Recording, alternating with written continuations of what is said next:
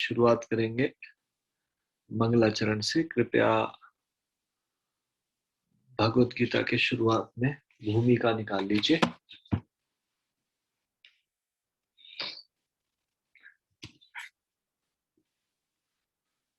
सब लोग मेरे साथ ये प्रार्थना बोलेंगे।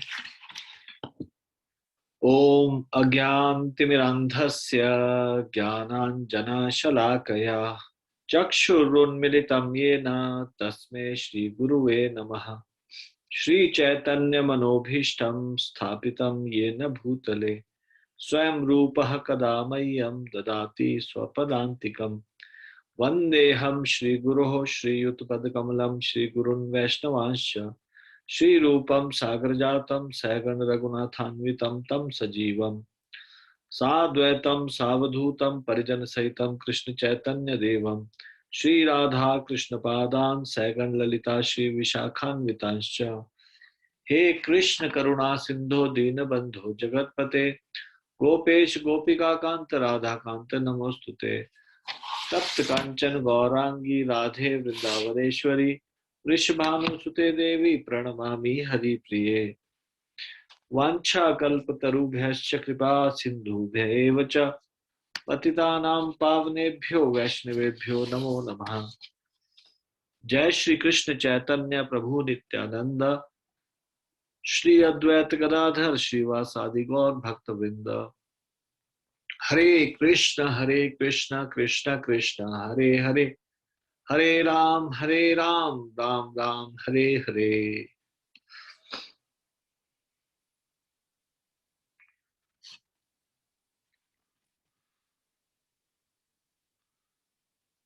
तो स्लाइड प्रेजेंटेशन स्क्रीन पे शेयर कीजिए।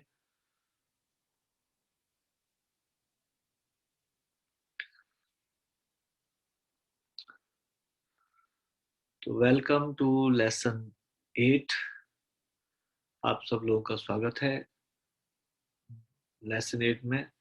कृपया भगवत गीता के तीसरे अध्याय का 40वां श्लोक आप निकाल लीजिए।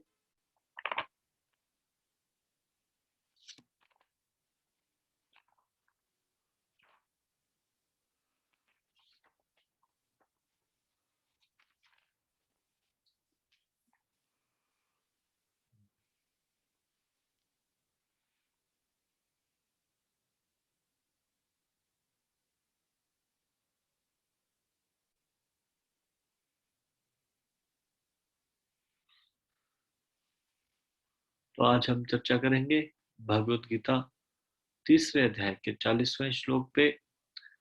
और इसमें बताया गया है द साइंस ऑफ लस्ट। हमने जैसे विचार विमर्श किया था पिछले कल कि कोई भी भौतिक इच्छा जो है खुद को संतुष्ट करने की इच्छा, वो लस्ट कहलाती है, काम कहलाती है।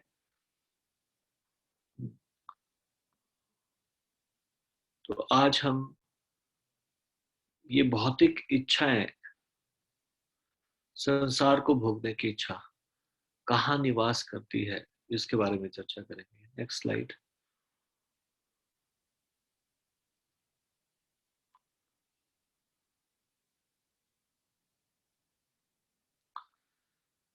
तो there are 3 residing places of this material desire or lust। इसके विषय में डिटेल में भगवत गीता के तीसरे अध्याय के 40वें श्लोक में दिया गया है।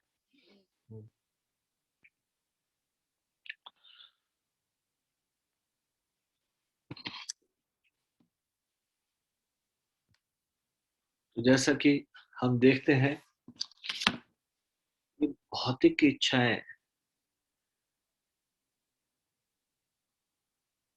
प्रकट होती है इंद्रियों के माध्यम से। आंख, कान, नाक, मुंह, त्वचा, इनके माध्यम से। These are the out of 3 residing places, one of the residing place is senses। Senses से जब हम कुछ ग्रहण करते हैं, कुछ देखते हैं, सुनते हैं, सूंघते हैं, तो फिर हमारी डिजायर उत्पन्न होती है। दूसरा स्थान है हमारा माइंड। मन के द्वारा भी इच्छाएं उत्पन्न होती है।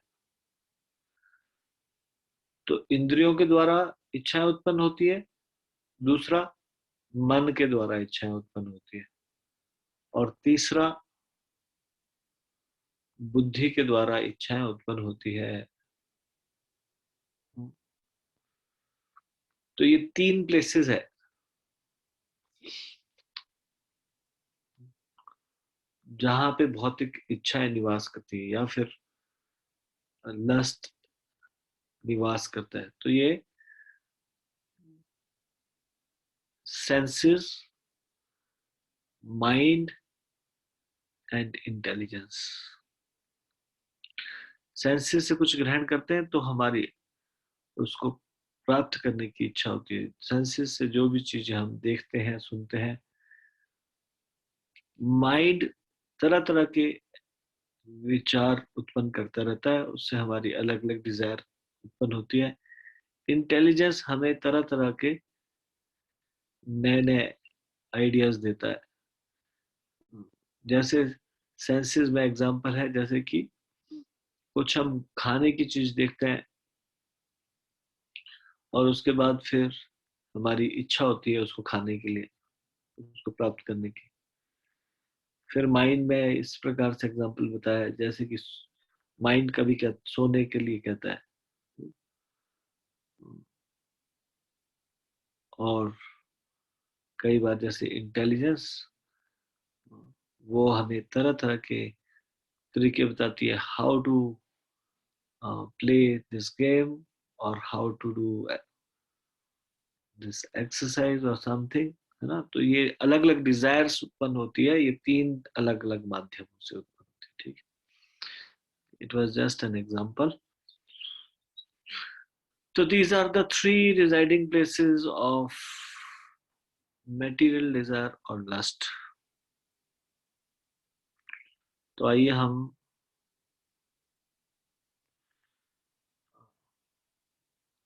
40th वर्ष को देखते हैं, तीसरे अध्याय का 40वां श्लोक।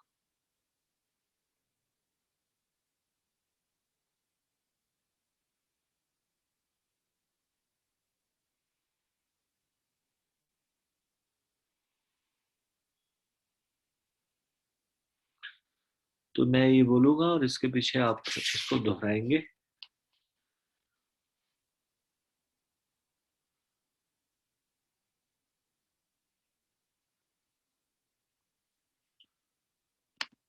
तो आप सब लोग मेरे पीछे दोहराएंगे, लेकिन आवाज आपको सुनाई देगी सिर्फ एक विष्णु भक्त प्रभु की। तो कृपया मेरे पीछे इसको दोहराइए। इंद्रियाणि मनोबुद्धिर इंद्रियाणि मनोबुद्धिर् अस्य अधिष्ठानमुच्यते। अस्य उद्यानमुच्यते।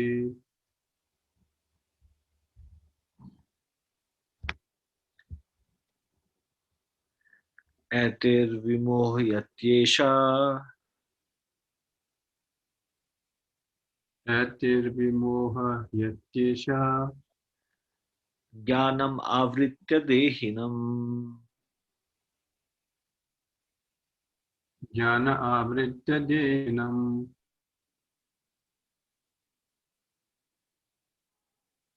धन्यवाद। इंद्रियां, मन तथा बुद्धि इस काम के निवास स्थान है।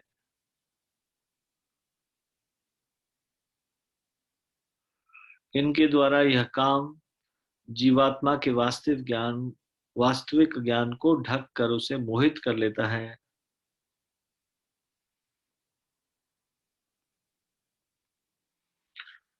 इस तरह से इंद्रिय, मन और बुद्धि में यह काम निवास करता है, भौतिक डिजायर, भौतिक इच्छा, और फिर ये वास्तविक ज्ञान को ढककर जीवात्मा को मोहित कर लेता है।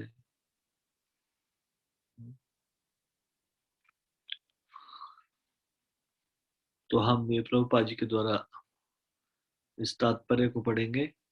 तात्पर्य श्रील प्रभुपाद जी के द्वारा। श्रील प्रभुपाद की जय। चूंकि शत्रु ने बद्ध जीव के शरीर के विभिन्न सामरिक स्थानों पर अपना अधिकार कर लिया है, अतः भगवान कृष्ण उन स्थानों का संकेत कर रहे हैं जिससे शत्रु को जीतने वाला यह जान ले कि शत्रु कहाँ पर है। मन समस्त इंद्रियों के कार्यकलापों का केंद्र बिंदु है।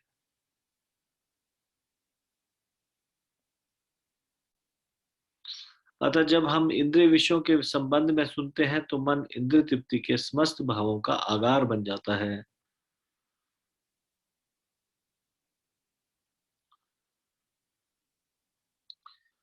तो देखिए, 11 इंद्रियों में सबसे शक्तिशाली इंद्रिय कौन सी है? मन। 10 ज्ञान, 5 कर्मेंद्रिया और 5 ज्ञानेंद्रिया। ये मन इन समस्त इंद्रियों के कार्यकलापों का केंद्र बिंदु है। अतः जब हम इंद्रिय विषयों के संबंध में सुनते हैं तो मन इंद्रिय तृप्ति के समस्त भावों का आगार बन जाता है।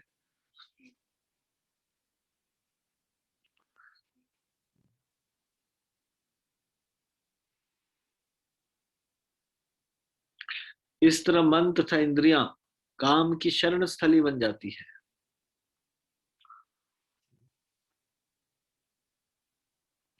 इसके बाद बुद्धि ऐसी काम पूर्ण रुचियों की राजधानी बन जाती है। बुद्धि आत्मा की निकट पड़ोसन है। काम में बुद्धि से आत्मा प्रभावित होता है, जिससे उसमें अहंकार उत्पन्न होता है और वो पदार्थ से तथा इस प्रकार मन तथा इंद्रियों से अपना तादात्म्य कर लेता है।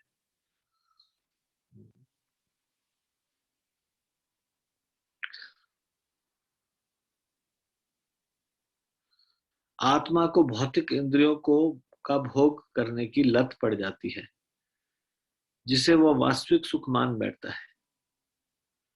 श्रीमद् भागवतम में 10वें स्कंद के 54वें अध्याय का 13वां श्लोक आत्मा के इस मिथ्या स्वरूप की अत्युत्तम विवेचना की गई है।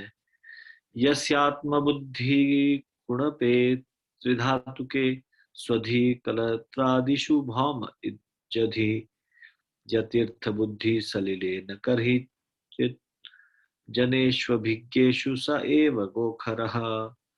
जो मनुष्य स्त्री धातु निर्मित शरीर को आत्म स्वरूप जान बैठता है, जो देह के विकारों को स्वजन समझता है, जो जन्म भूमि को पूज्य मानता है और जो तीर्थ स्थलों की यात्रा दिव्य ज्ञान वाले पुरुष से भेंट करने के लिए नहीं अपितु स्नान करने के लिए करता है, उसे गधा या बैल के समान समझना चाहिए।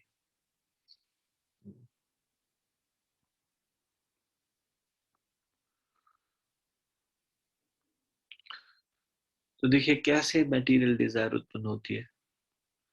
कल हमने चर्चा की थी विषयों का चिंतन करने से। विषयों का चिंतन हम कर सकते हैं बिना इंद्रियों के। ये इंद्रियां सहायक है। इन इंद्रियों के कारण हम कुछ ग्रहण करते हैं और फिर हम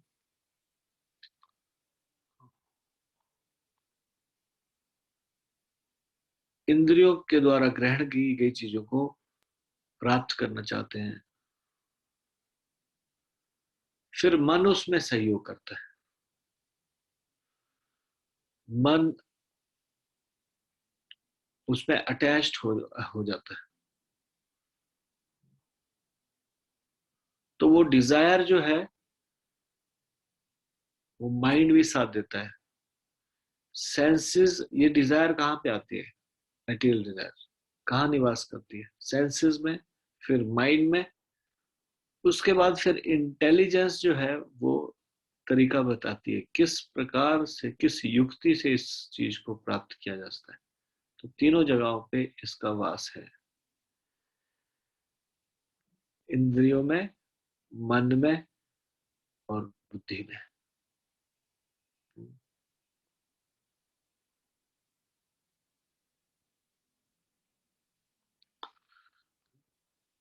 तो इंद्रियां और मन इन भौतिक इच्छाओं की शरण स्थली बन जाती है।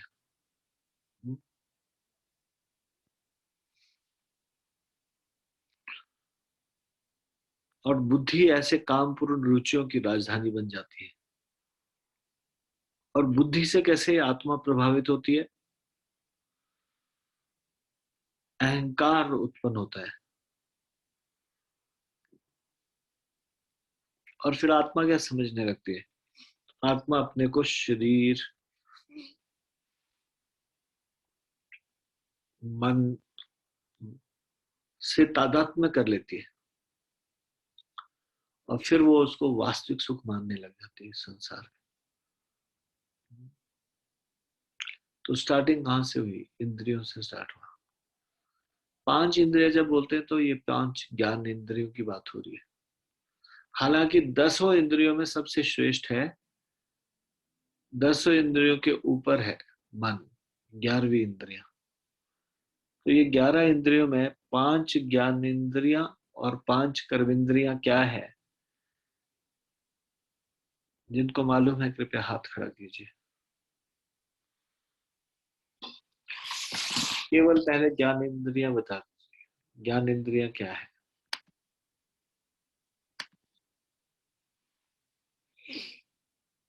हमने डिस्कस किया था अभी रिसेंटली।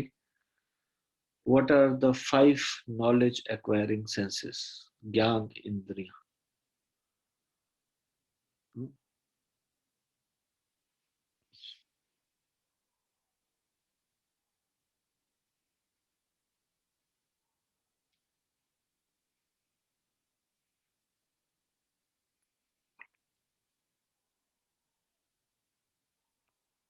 एकता सिंगल माता जी बताएंगे। बताइए, अनम्यूट कीजिए और बोलिए। हरे कृष्णा प्रभु जी, दंडवत प्रणाम। हरे कृष्णा धनुज जी।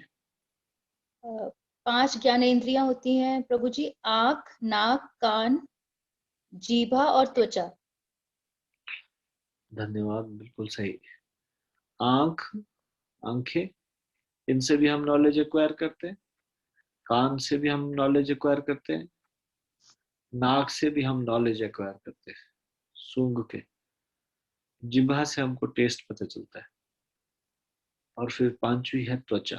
त्वचा से हमको ये पता चलता है गरम, ठंडा इत्यादि, या नरम या फिर सख्त, ऐसी वस्तु का पता चलता है। मैं अभी आप लोगों से एक और प्रश्न पूछता हूँ। 10 ये इंद्रियों में से 5 ज्ञानेंद्रिया और 5 कर्म इंद्रिया है। कर्म इंद्रिया क्या है? कृपया हाथ खड़े कीजिए जिसको मालूम है।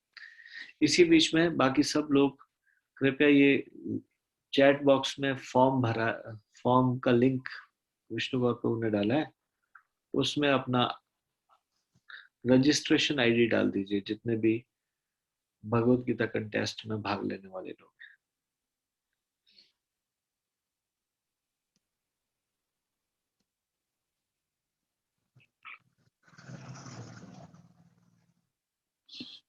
मंजरी वार्ष्णे माता जी बताइए। हरे कृष्णा प्रभु जी, दंडवत प्रणाम। हरे कृष्णा धनुज जी।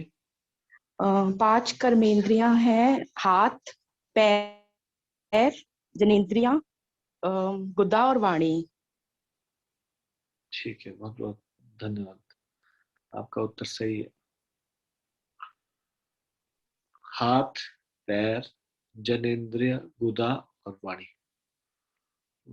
इनसे कर्म कर्म किए जाते हैं, जिनसे ज्ञानेंद्रिय, जिनसे ज्ञान प्राप्त किया जा सकता है। इन सब में,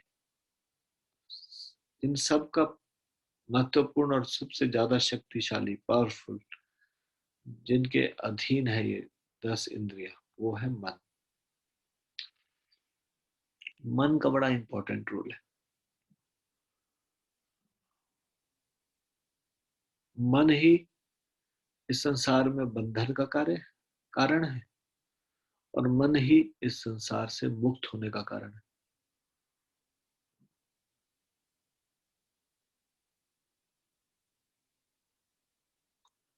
और ये मन कभी भी विचारों से रहित नहीं रह सकता। हमेशा मन में कुछ ना कुछ विचार चलते रहेंगे। मन को आप बिना विचारों के नहीं बना सकते।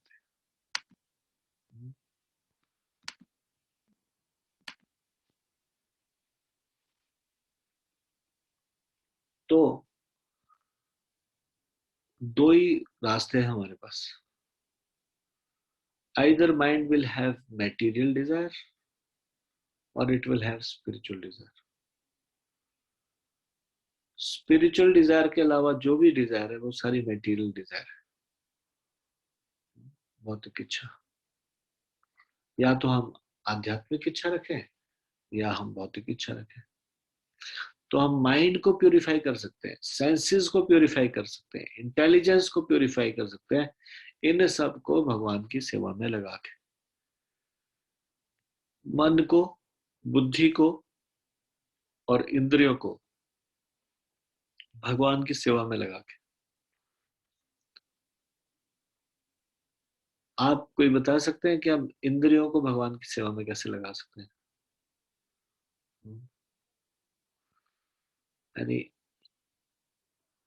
Any answer?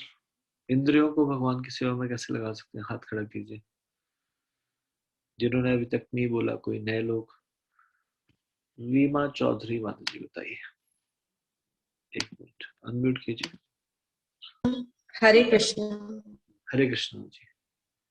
हम अपनी कर्म इंद्रियों को काम में मतलब हम भगवान की भक्ति में लगाएं। उनके कैसे? उनके जैसे आंखों से उनको देखें, कानों से उनके बारे में सुने। Very good.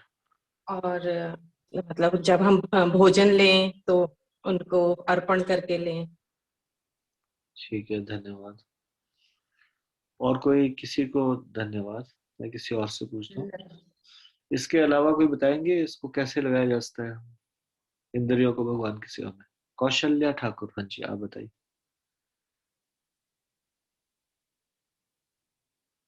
अनम्यूट कीजिए।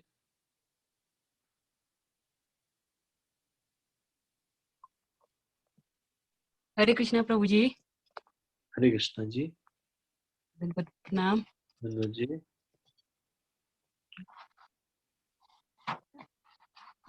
प्रभु जी, जैसे वाणी, हाँ जी, बोलिए। संतों की संगत में बैठकर, संतों के संतों की संगति में बैठकर श्रवण करने से। हाँ जी। जैसे आप कोई इंद्रियों को सेवा में लगा रहे हैं इस समय? हाँ जी, किसको? अभी हम सुन रहे हैं। हाँ कान जी, को। हाँ जी। ठीक है। सुमन शर्मा माता जी ने भी हाथ उठाया। करे कोई दुकान बंद है। सुमन शर्मा माता जी बताइए।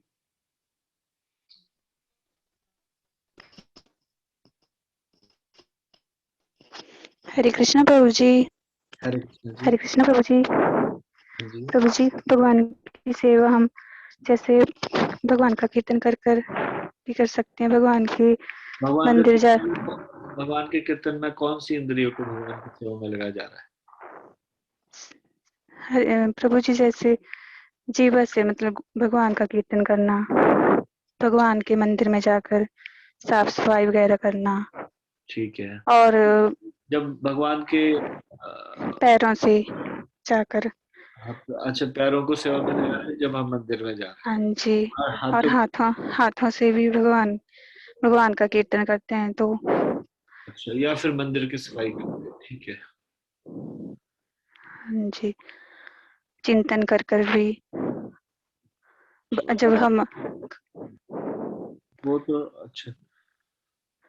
जब हम खाना खाते हैं तो सबसे पहले भगवान को भोग लगाएं, भगवान के बारे में चिंतन करें। ठीक है, चिंतन करना तो मन को भगवान की सेवा में लगाना हुआ।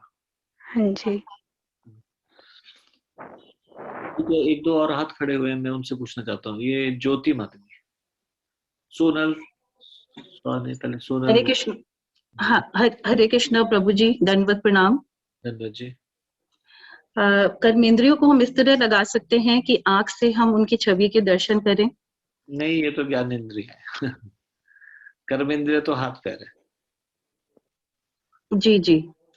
तो जैसे उनके दर्शन अगर हम करें आंखों से, ठीक है। तो और नाक से हम उनके चढ़ाए हुए फूलों को सूंघ सकते हैं। उनकी मालाओं को हम उसकी खुशबू को लें तो वो नाक से हम उनके लिए अर्पण कर रहे हैं। ठीक है। हाथों से हम अगर जो भी भोजन बनाएं तो हम महामंत्र का जप करते हुए और उनको अर्पण करें तो वो खुद प्रसाद महाप्रसाद हो जाता है।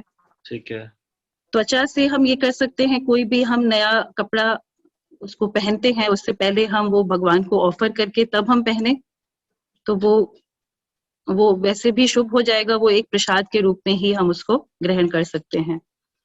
और मुंह से जिह्वा से हम उनका कीर्तन करें, महामंत्र का जप करें और कानों से हम उनके कीर्तन को सुने।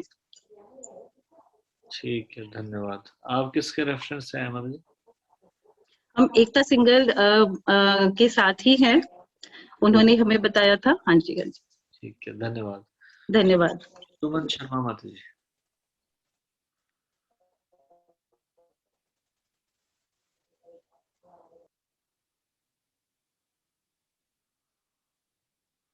अच्छा, उनका उत्तर भी सेम है। सुमन शर्मा माता जी, आपने अनम्यूट किया था, सेम है। कोई किसी ने नहीं बोला हो उसको ऐड करना चाहता है अभी तक, जो ना बोला गया हो?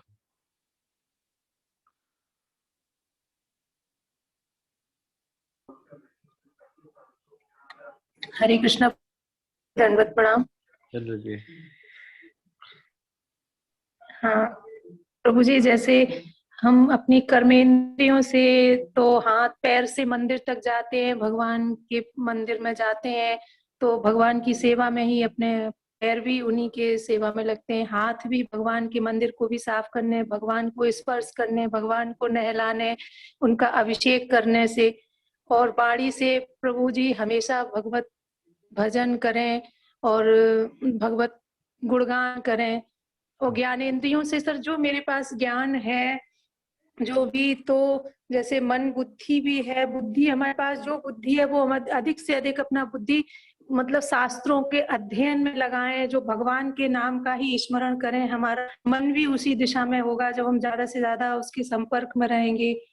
और प्रभु जी जैसे त्वचा है, हम ईश्वर के चरण का ही स्पर्श करें तो हमारी त्वचा की सार्थकता उसी में होगी, क्योंकि अन्य स्पर्श से वो हमारे अंदर चेतना जागृत नहीं होगी। जो हम प्रभु के चरणों को स्पर्श करेंगे तो एकदम आध्यात्मिकता की ओर अतिशीघ्र बढ़ते जाएंगे। उसी तरह से जिह्वा से प्रभु अगर हम और कुछ खा लेते हैं, ग्रहण करते हैं, तो हम उतने ज्यादा भक्ति में नहीं आगे बढ़ सकते। भगवान का चढ़ा हुआ प्रसाद ही अपनी जीवा से ग्रहण करें, उसी को अपने जीवन में मतलब एक वो बना लें कि हम और कुछ नहीं ग्रहण करेंगे, केवल प्रभु का ही प्रसाद देंगे, तो और एक स्टेप आगे जा सकते हैं प्रभु जी, मतलब भक्ति में। ठीक है, ठीक है। अब मैं म्यूट कर लीजिए। और अपना जो हम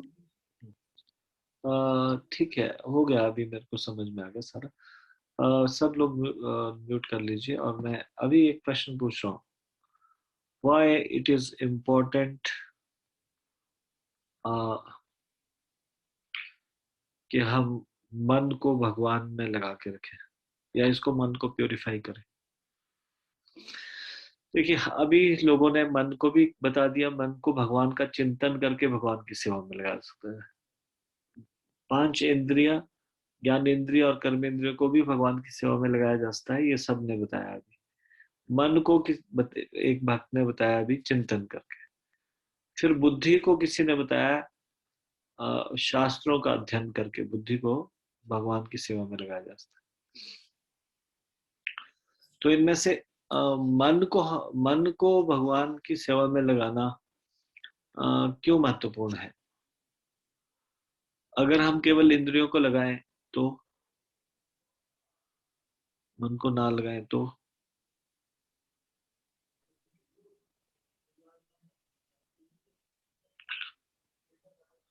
सुधा सिंगल माता जी। हरे कृष्णा प्रभु जी। जी मन तो बहुत ज्यादा चंचल होता है, ये रुकता नहीं है, ये सोचे बिना एक सेकंड भी नहीं रह सकता, तो इसीलिए मन को प्यूरिफाई करना बहुत जरूरी होता है। ध्रुव प्रभु।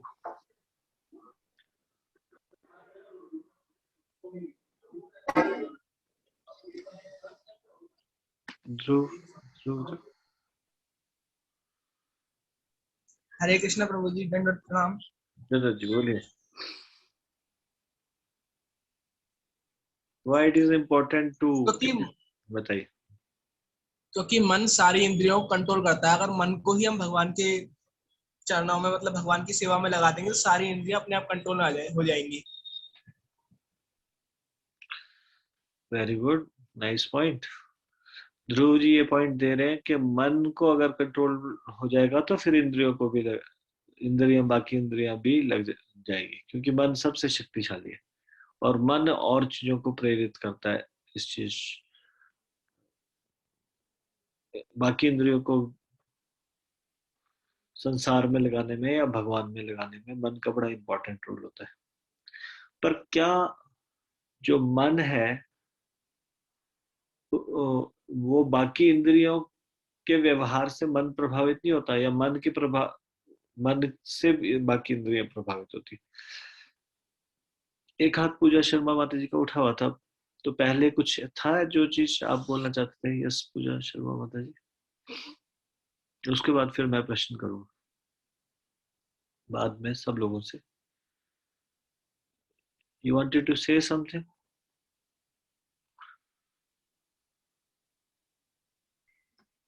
मैं भी, मेरा आंसर, हरे कृष्णा पंडित जी। हाँ जी, हरे कृष्णा जी। मेरा आंसर भी यही था कि मन बहुत चंचल होता है हमारा। अगर हम मन को कंट्रोल कर लेते हैं तो हमारी 5 इंद्रियां कंट्रोल हो जाती है, क्योंकि मन पे ही डिपेंड करता है। मन ही अगर हमारी इंद्रियां अगर इधर उधर दौड़ रही होती हैं तो हमारा मन ही है जो उसको कंट्रोल कर सकता है, क्योंकि सब कुछ मन पे ही डिपेंड होता है। वही हमारे दिमाग में अलग अलग मतलब इच्छाएं भी वही प्रकट करवाता है, वही हर चीज करवाता है। ठीक है, ठीक है। आप किन के रेफरेंस से हैं? मैं भारती शर्मा शिमला। ठीक है, ठीक है। तो मैं अभी सब लोगों से ये प्रश्न पूछ रहा हूँ, क्या हमारे जो इंद्रियां हैं वो मन को अफेक्ट करती है, या केवल मन ही इंद्रियों को अफेक्ट करता है? और फिर बुद्धि का क्या रोल है एग्जैक्टली? मन से बुद्धि प्रभावित होती है या बुद्धि से मन प्रभावित होता है? ये दोनों तरह से क्वेश्चन पूछ रहा हूँ।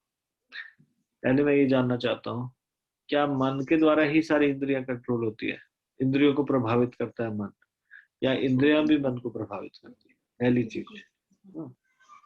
दूसरी चीज मैं ये जानना चाहता हूँ कि बुद्धि का क्या रोल? फिर मन बुद्धि को प्रभावित करता है या बुद्धि मन को प्रभावित करती है? बोलिए सोनल।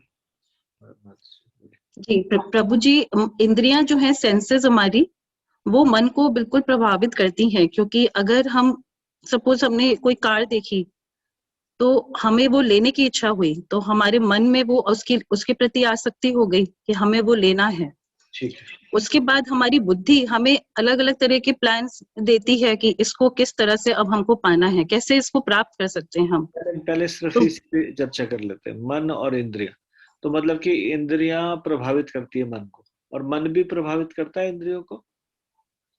मन भी प्रभावित करता है इंद्रियों को, ठीक है। क्योंकि अगर हम अपना मन ही बदल लेंगे तो हमारी इंद्रियां अपने आप ही कंट्रोल में आ जाएंगी। अच्छा, और मन प्रभावित करता है बुद्धि को, या बुद्धि प्रभावित करती है मन को?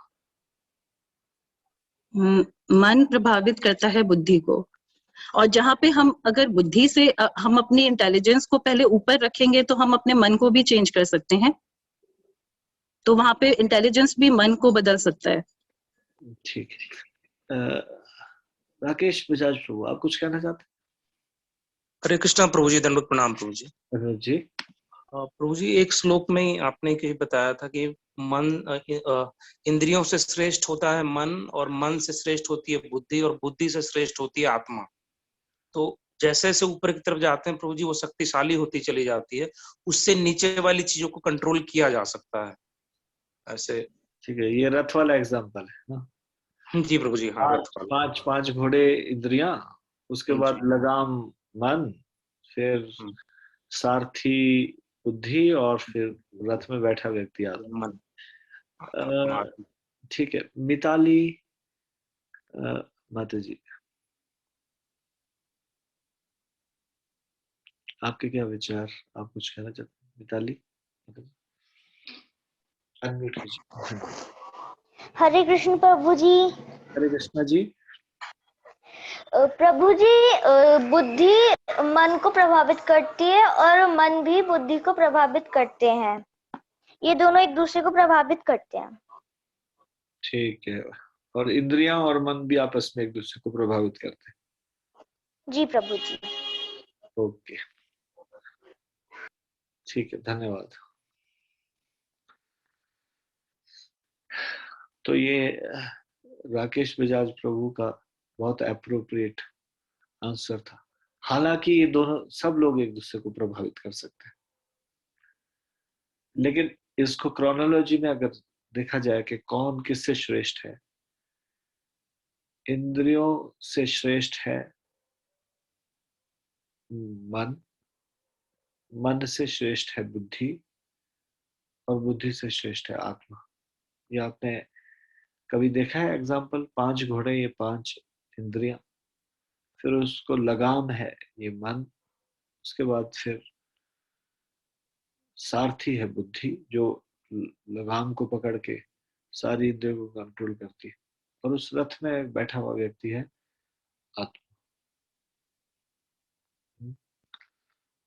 तो जैसे कि शत्रु के साथ यदि लड़ना हो तो पहले ये पता होना चाहिए शत्रु है कहाँ पे। तो हमको भी यदि इस भौतिक इच्छाओं को परिवर्तित करना हो आध्यात्मिक इच्छा में, तो पहले समझ तो आए, पहले ये भौतिक इच्छा कहाँ से प्रकट हो रही है। ये भौतिक इच्छा 3 चीजों से प्रकट हो रही है, इंद्रियों से, मन से, और बुद्धि से। तीनों सहायक है भौतिक इच्छाएं को उत्पन्न करने के लिए। So what are the resting places of this material desire or lust? These are 3 places: senses, mind and intelligence. तो आज हमने अच्छी तरह से इनके बीच में संबंध को समझा। 5 ज्ञानेंद्रिया, 5 कर्मेंद्रिया, ये भी अच्छे से समझा। तो हम इसको यहाँ पे अभी विराम देंगे। आप लोगों को मैं ये सूचना देना चाहता हूँ, हालांकि अभी जो गीता के कंटेस्ट में भाग ले रहे हैं उनके साथ अब हम नेक्स्ट सैटरडे और संडे को ही मिलेंगे 7 to 7:30, लेकिन you are most welcome to attend spiritual lectures whenever you come home. आप प्रतिदिन देखेंगे 7:30 के करीब से श्रीमद् भागवतम शुरू हो जाता है, उससे पहले वैष्णव भजन चल रहे होते हैं, और मॉर्निंग में भी आप जब भी इसको लॉगिन आईडी पासवर्ड यूज करेंगे आपको कुछ ना कुछ एक्टिविटी होते हुए दिखाई दे रही होगी यहाँ पे। ऑफिस जाने से पहले. You can start mantra meditation maybe with other devotees. You can hear Srimad Bhagavatam. हालांकि श्रीमद् भागवतम में अगर नहीं भी कुछ समझ में आ रहा है तो भी कोई भी एक सेंटेंस भी अगर कोई बहुत कन्विंसिंग, कोई एक चीज भी समझ में आ जाती है, एक सेंटेंस भी समझ में आ जाता है, तो भी हमारा जीवन सार्थक है. आप लोग जैसे सैटरडे संडे रेगुलरली यहाँ पे आते हैं वैसे प्रयास कीजिए तो और दिनों में भी यहाँ पे आए.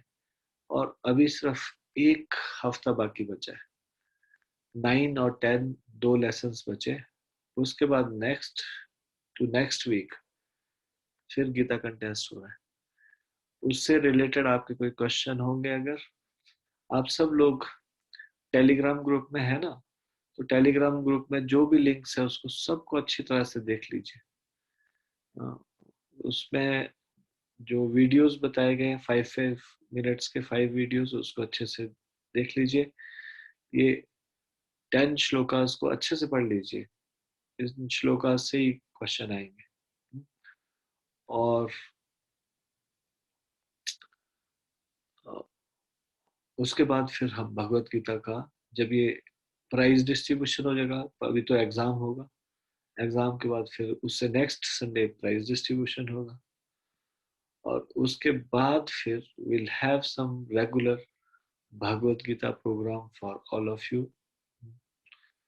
तो wish you all the best for this Gita contest as well as your future spiritual life. You are welcome to have any queries. अगर आपको लगता है कोई प्रश्न पूछना है, अभी तैयारी करते हुए भी आपको लगता है कि प्रश्न पूछना है, तो भी आप बीच में पूछ सकते हैं. अगर आपको लगता है कोई डाउट है किसी श्लोक में, तो भी आप पूछ सकते हैं. प्रतिदिन हम मॉर्निंग में 7 to 9 है ना, 7:20 से लेक्चर शुरू होता है, उससे पहले आरती होती है. और शाम को भी 9 बजे तक लॉग इन यहाँ पे कुछ प्रोग्राम चलता रहता है. तो आप जिनके रेफरेंस से जुड़े हैं, रजिस्ट्रेशन जिन्होंने करवाया, आप उनसे भी आप पूछ सकते हैं. मतलब और कुछ डाउट्स हो तो वो भी पूछ सकते हैं. और अगर आपको लगता है कि आपको कुछ उनसे भी डाउट क्लियर नहीं हुआ, आप डाउट आगे पूछना चाहते हैं, तो you can directly contact me also by taking my number from them. They can tell you my number and then you can discuss your query. Thank you so much. आज जो चर्चा हुई इसमें से यदि किसी का कोई प्रश्न है तो मैं अभी सबके हाथ नीचे कर रहा हूँ, तो वो अपना हाथ खड़ा कर सकते हैं. हर्ष राज प्रभु. यस प्रभु जी, बोलिए. प्रणाम प्रभु जी, दंडवत प्रणाम प्रभु जी. प्रभु जी, आज जो हमने पढ़ा उससे मेरा कुछ प्रश्न है. प्रभु जी, आज हमने पढ़ा कि इसी श्लोक के तात्पर्य में लिखा है कि श्रीमद् भागवतम में लिखा है कि जो जन्मभूमि को पूज्य मानता है, जो तीर्थ स्थलों की यात्रा अपितु स्नान, उसे गधा या बैल के समान समझना चाहिए. जन्मभूमि को पूज्य मानता है, जबकि महर्षि वाल्मीकि ने ऐसा कहा है कि जननी जन्मभूमिश्च स्वर्गादपि गरीयसी. तो मेरा तो ये थोड़ा सा कंफ्यूजन था कि जन्मभूमि को पूज्य, जैसे हम लोग हमेशा बोलते हैं भारत माता की जय, ऐसे तो फिर ये थोड़ा सा कॉन्ट्राडिक्टरी लगा मुझे. तो हाँ जी, आई थॉट कि हाँ ठीक है. आपका धन्यवाद. Thank you so much for this wonderful question.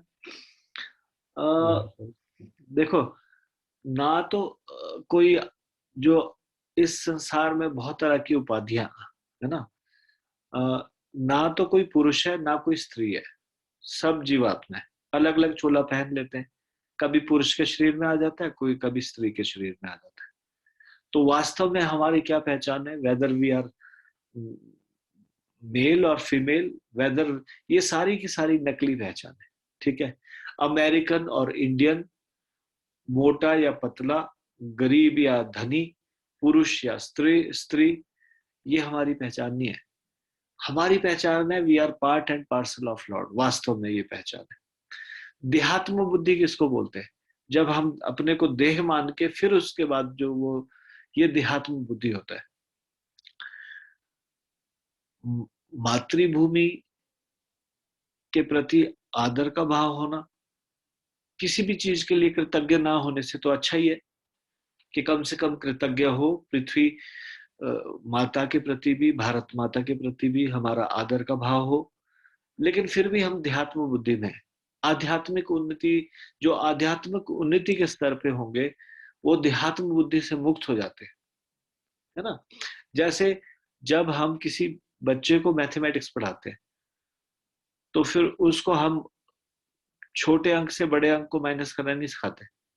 अगर आप किसी बच्चे को बोलेंगे अगर 6 को माइनस करे 2 से तो क्या होगा, वो बोलेगा ये तो गलत क्वेश्चन है, ये तो हो ही नहीं सकता। वो बोलेगा जिससे माइनस करेंगे वो बड़ा होना चाहिए। अब उसको ये नहीं पता कि -4 भी आंसर हो सकता है।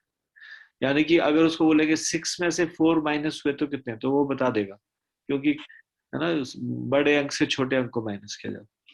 लेकिन जो थोड़ा सा हायर मैथमेटिक्स जानता होगा वो जानता है कि 2 - 4 भी हो सकता है या 2 - 6 भी हो सकता है ना। इसका आंसर होगा -4, है ना। उसी प्रकार से अगर कोई व्यक्ति आध्यात्मिक उन्नत है तो वो देहात्म बुद्धि से मुक्त होना चाहिए। और देहात्म बुद्धि से मुक्त होने के लिए वो जन्म भूमि, ये जो अभी हम देखते हैं इस संसार में, this is my country, this is my country. Countries तो चेंज होती रहती है। Earlier Pakistan was India. उस समय किसी को पूछे कि पाकिस्तान क्या, कोई वैर नहीं था, दुश्मनी नहीं थी। Pakistan was a part of India. तो हमारी जन्मभूमि बड़ी थी, हमारा भारत माता बड़ी थी। अभी भारत माता छोटी होगी, बांग्लादेश चला गया।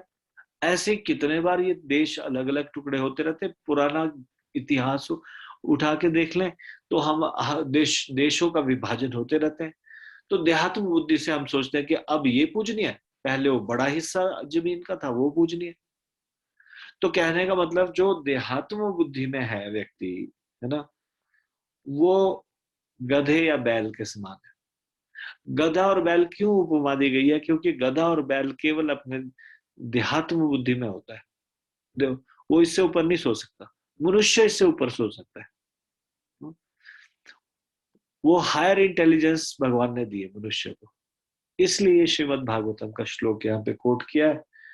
और इस यहाँ पे बताया कि आत्मा के इस मिथ्या स्वरूप की अति उत्तम विवेचना की गई है। आत्मा के मिथ्या स्वरूप क्या है? ये जो मैं आपको बता रहा था, false designation, man and women और अमेरिकन और इंडियन, ये फॉल्स डेजिग्नेशन है। आत्मा के मिथ्या स्वरूप है ना। क्लियर हुआ आपका? जी प्रभु जी, धन्यवाद। धन्यवाद। धन्यवाद। निशा माता जी।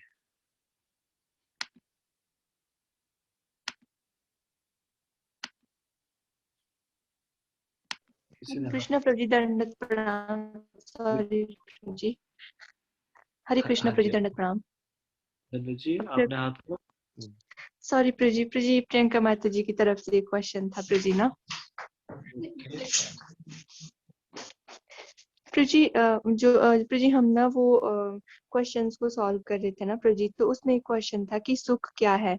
तो प्रभु जी उसमें प्रभु जी ऑप्शन था जैसे इट इज अ फीलिंग, या थिंकिंग है, या विलिंग है, या फुलफिलमेंट ऑफ डिजायर है।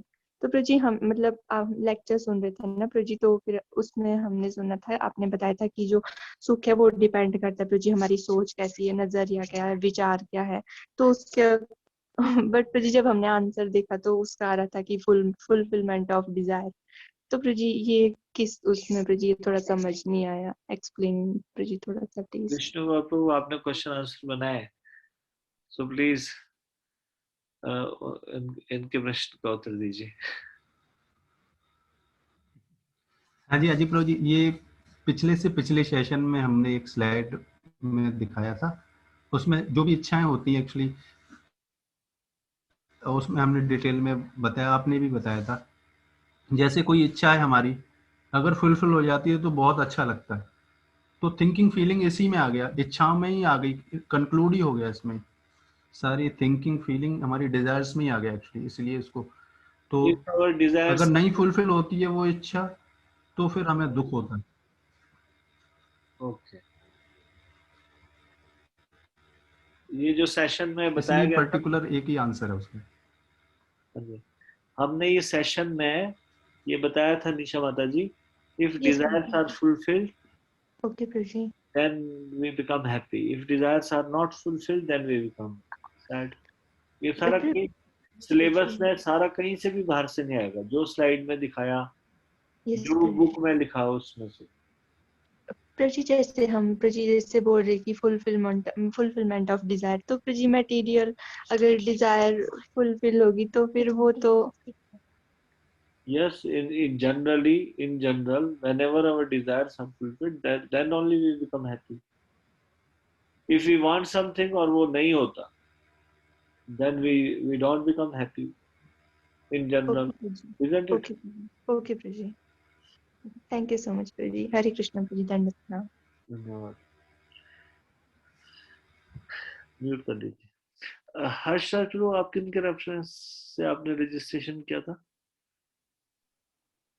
प्रभु जी, राकेश बजाज सर के reference. Okay okay. One more question is there from Ekta Singhal Mataji. Yes, Mataji, बताइए। हरे कृष्णा प्रभु जी। हरे कृष्ण मताजी, बोलिए। प्रभु जी, आज के सेशन में हमने ये पढ़ा है कि काम में बुद्धि से आत्मा प्रभावित होती है, जिससे उसमें अहंकार उत्पन्न होता है। तो प्रभु जी, ये आत्मा में अहंकार उत्पन्न होता है? हम कौन है? आत्मा। अहंकारी कौन है? हम। तो आत्मा ही है अहंकारी। हमारी आत्मा बोल लेंगे तो गलत होगा, हमारा शरीर बोलेंगे तो सही है। हमारी आइडेंटिटी क्या है? आत्मा। आत्मा। तो अहंकार किसको हुआ? आत्मा को। इसमें क्या बोल रहे हैं? ठीक ठीक है, ठीक है। एक प्रभु जी, एक और इसमें जो ये लिखा है त्रिधातु निर्मित शरीर, तो ये त्रिधातु इंद्रिया मन बुद्धि ही है? पित्त वायु। कफ पित्त वायु, ओके। वैसे तो पंच तत्व का शरीर भी बोला जाता है, पृथ्वी जल अग्नि वायु आकाश। जब ये त्रिधातु बोला जाता है तो ये त्रिधातु। ठीक है, थैंक यू प्रभु जी। हरे कृष्णा प्रभु जी। हरे कृष्ण। अमित प्रभु।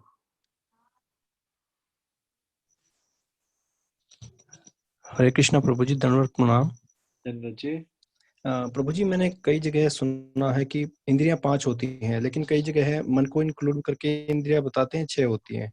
तो क्या मन भी एक इंद्रिय होता है? हाँ जी, मन सबसे महत्वपूर्ण इंद्रिय है जी। तो कुल इंद्रियां इस तरह से 6 मानी जा सकती हैं? 11। 5 कर्मेंद्रियां, 5 ज्ञानेंद्रियां और एक मुख्य इंद्रिय मन। जी प्रभु जी, धन्यवाद। धन्यवाद। हर्ष प्रभु, आपका फिर से क्वेश्चन है?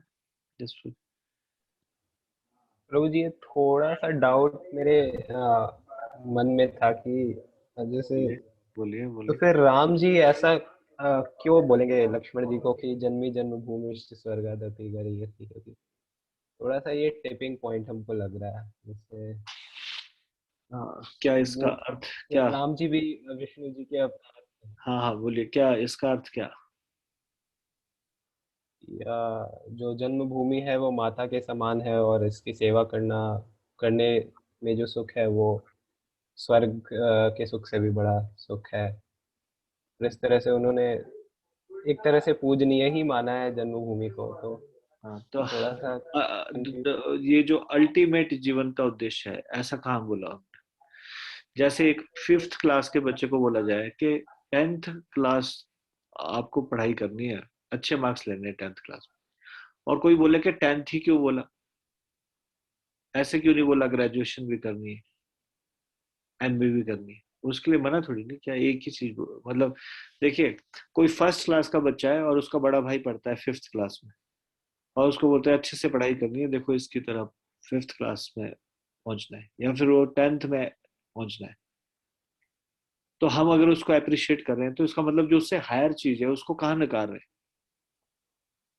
जी जी प्रभु जी, अब थोड़ी सी समझ में आ रहा है मुझे। है ना? जी जी जी जी जी। अगर देखो, हम इस चीज का खराब थोड़ी नहीं बोल रहे, अप्रिशिएट कर रहे हैं इस चीज को। ना करने से, ना कृतज्ञ होने से तो अच्छा है कि कृतज्ञ हो थोड़ा। जी जी प्रभु जी। और फिर हायर इंटेलिजेंस ये है कि वास्तव में तो हम आत्मा है। उससे जी पहले पूजनीय है, उसमें क्या विरोध है? पूजनीय जन्मभूमि, पर असली जो रियल सिनेरियो तो ये है कि भगवान से ज्यादा पूजनीय कोई भी नहीं जी जी प्रभु जी। है ना? तो एक relatively this is a higher, जो हायर नॉलेज अबाउट सोल, और जो लोअर नॉलेज है उसमें भी हम कोई उसका खंडन थोड़ी नहीं। अच्छा, यहाँ पे ऐसा लिखा है कि जो सिर्फ जन्मभूमि को ही सबसे बढ़कर मानते हैं और वो गधे और बैल के समान है। जी, हायर हायर प्रिंसिपल जो है वो अब समझ भगवान। में आया प्रभु जी। ठीक है, क्लियर है? जी जी जी जी प्रभु जी, क्लियर, थैंक यू प्रभु जी। धन्यवाद।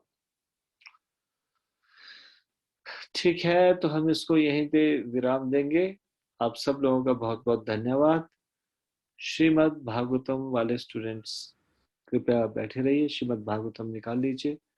भगवत गीता वाले स्टूडेंट्स जो है, they can, if they want, they can continue hearing this, otherwise they can take a leave also. Kindly fill your registration ID in this form before leaving. Thank you so much. हरे कृष्णा, एक announcement है प्रभु जी। Yes, प्रभु जी। मैं एक बार बोल देता। Yes, प्रभु। Announcement ये है कि अभी केवल एक ही हफ्ता बचा हुआ है। लास्ट ये जो आएगा वो लास्ट सेशन होएगा, 2 सेशन। उसके बाद नेक्स्ट वीक मतलब 14 मार्च को 1 बजे टेलीग्राम ग्रुप में हम गूगल फॉर्म का लिंक डाल देंगे, वो उसी से एग्जाम होएगा। तो जिन्होंने अभी तक ज्वाइन नहीं किया टेलीग्राम ग्रुप में, तो अपने जिनके थ्रू उन्होंने रजिस्ट्रेशन किया आपने, तो उस टेलीग्राम ग्रुप में ज्वाइन हो जाएं उस समय तक, क्योंकि लिंक उसी ग्रुप में आएगा। और एक करेक्ट 1 बजे 14 मार्च को 1 बजे वो लिंक ओपन हो जाएगा वहां पर, और 1:20 पर क्लोज हो जाएगा। केवल 20 मिनट का होएगा, तो इसलिए बस इसी 20 मिनट में ही देना है। तो और उसके नेक्स्ट वीक 21 मार्च को आपको प्राइज डिस्ट्रीब्यूशन होगा। ठीक है, तो आप बहुत कम समय बचा है आप लोगों के पास, तो जोर शोरों से तैयारी स्टार्ट कर दीजिए। और टेलीग्राम उस ग्रुप में सारी चीज़ें पड़ी हुई हैं, रिकॉर्डिंग पड़ी हुई हैं, क्विज पड़े हुए हैं, वीडियो पड़े हुए हैं, सब आप मेहनत कर सकते हैं और आप विनर हो सकते हैं आप में से कोई। हरे कृष्णा।